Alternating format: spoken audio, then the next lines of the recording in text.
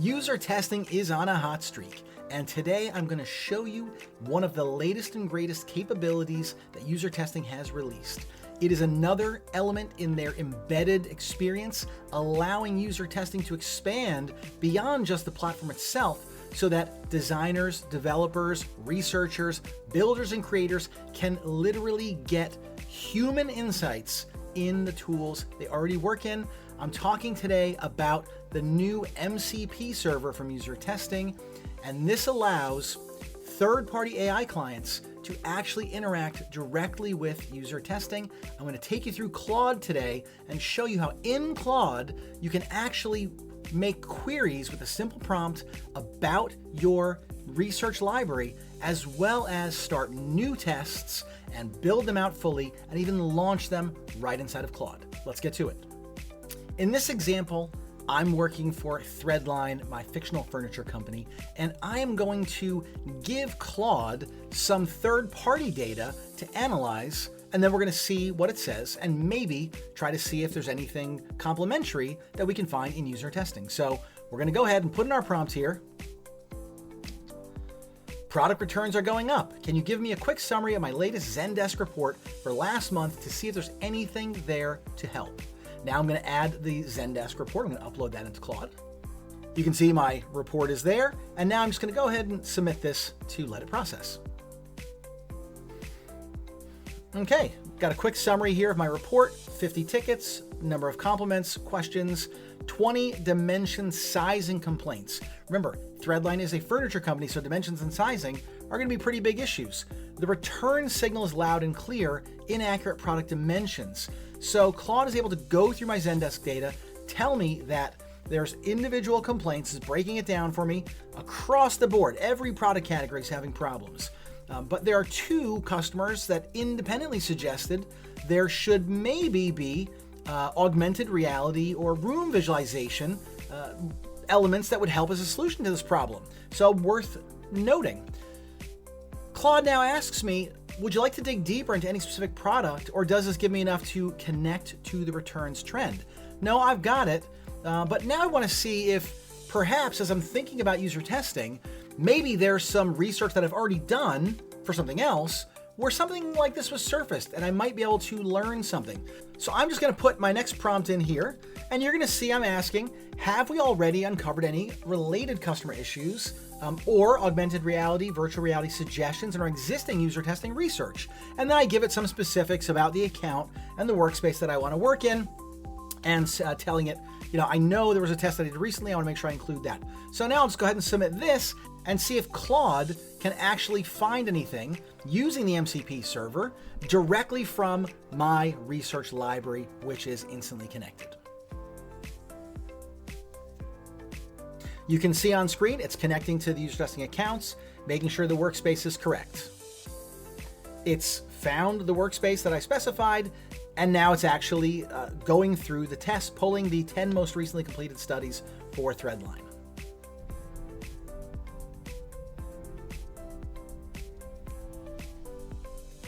Now you can see that it has actually found some elements from previous research that are directly validating this augmented reality visualization suggestion that's been made by a few customers through the Zendesk report.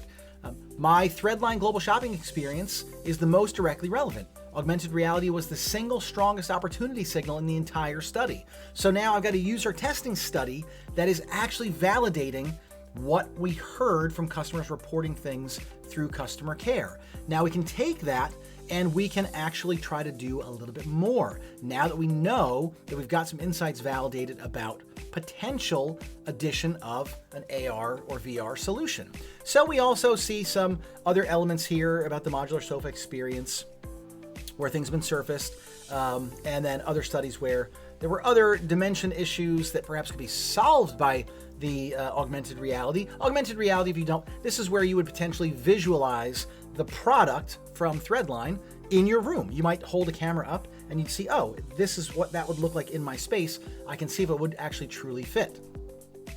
So now we come down, we're going to go through all this. We can look through all this research, but I'm not going to read it all for you here on camera because that would be boring.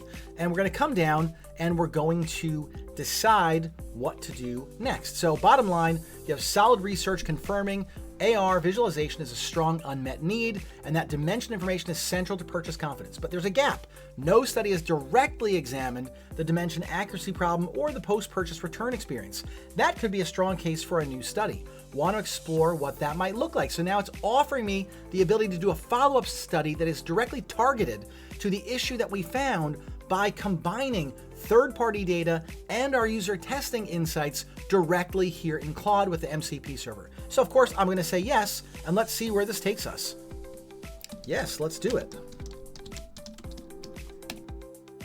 Okay, now it gives me a prompt. It's going to walk me through the experience of creating a new test. So this is not only fast and easy and embedded, but it is actually enabling and empowering for people that maybe aren't as confident creating research studies or tests of their own.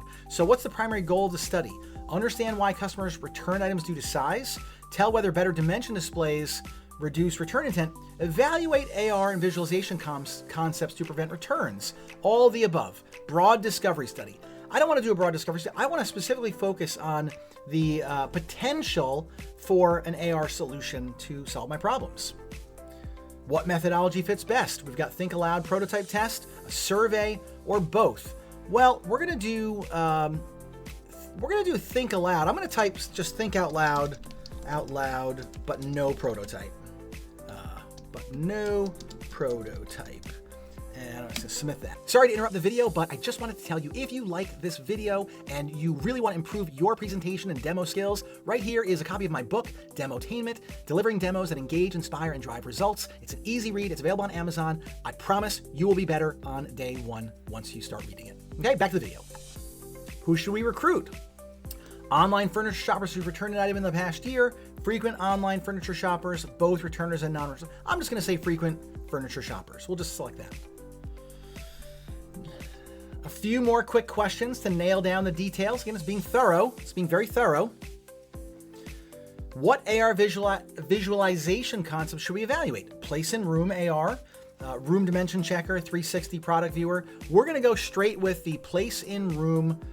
This is exactly what I just, literally, it's exactly what I described. So we're going to pick that and we're going to say next. How many participants? We'll just do a 10 participants for now. What devices should they use? This is just a concept study. We're just evaluating what people think about it. We're not going to actually have them really do anything with a mobile phone. So right now we're just going to do it on a computer just for the sake of simplicity. And you can see the study plan is building out right in front of me.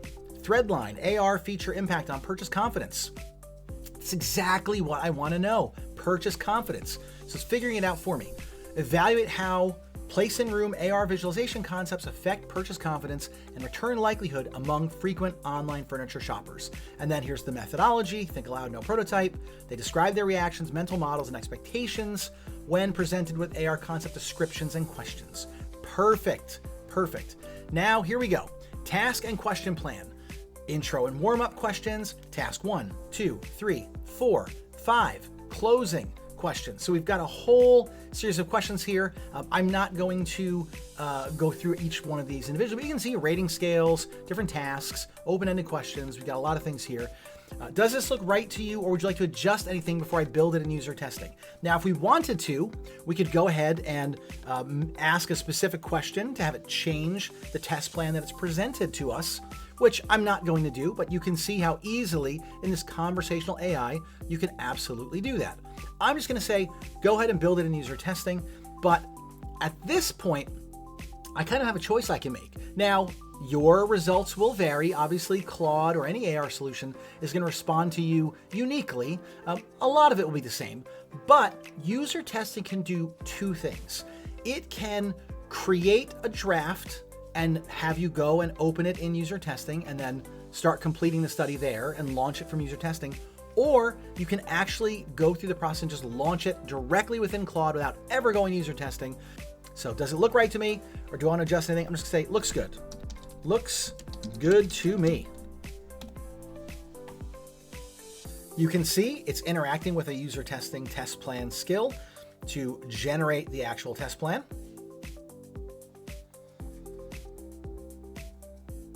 It's found the audience that I need, USA furniture shoppers, with a quote of 10 is a perfect match. So it's reusing an audience. This is one thing that you do need to know. With the MCP server, you do not create new audiences here. It will reuse audiences for you. If you do need to create audiences, I'll show you how to use the user interviews MCP another time.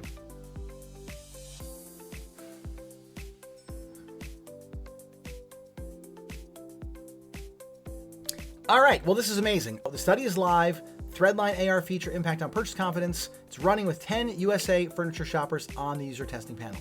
I can track the results here. Let's go ahead and we'll just click that. Okay, so I went ahead and I paused the study because I don't really need to run the live study right now. But you can see when I go over my test builder, it's paused. I've got my instructions right here, talking about what we're doing. Then I've got a verbal response, it's a verbal response. But if I scroll down, I can see there are some other question types in here. How confident would you be? Would you feel buying furniture online if this AR feature were available? So this is a great element that we can see here that shows us how people's confidence level has changed based on what they're hearing and what they see. And remember, we were recruiting people who bought furniture in the last 6 months. So these are people who have a distinct point of view on whether or not this will work. And just a reminder that you can add in things like branching logic to your new studies here if you come and edit them. I paused it. I can make any edits I want here. And we have our audience, which you can see as was described. USA furniture shoppers is selected. All of that is here. I can go back and enable the study if I want. So what did we just do? We opened Claude. We brought some third-party data in from our customer care team, and then we were able to query user testing with a simple prompt through the MCP server and say, hey, were there any things that we discovered earlier that no one really paid attention to, but that are now relevant to these problems with the returns, lower customer satisfaction scores, etc. And we did find that, and it recommended a new study to test this augmented reality component, built the study inside of Claude. It selected a reusable audience, put it all together, and launched it, and it's out there collecting results. It was as easy as that. Look for more of these capabilities from user testing coming soon. There are a lot more tools out there that user testing will be connecting to in the future. It's amazing. It's enabling. A lot more people are going to have access to real human insights. Let me say that again. Real human insights, not AI feedback. Even though it's being done through Claude, you're getting Claude analysis, but you're getting real human feedback to drive those insights. That is the evidence behind it, is real human feedback. If you want more details directly from user testing, you can always go to the user testing knowledge base, the exchange, which is the new user testing community. You've got user testing university. There's all kinds of courses, both live and self-led, that you can take that will teach you how to do all of this and really show you how to get the most out of tools from user testing like the MCP server. I'll put a link to anything relevant in the video description. That's gonna be it for now, but don't worry, I'll be back again in 7 days with another tip, trick, tutorial, or other user testing video. See you then.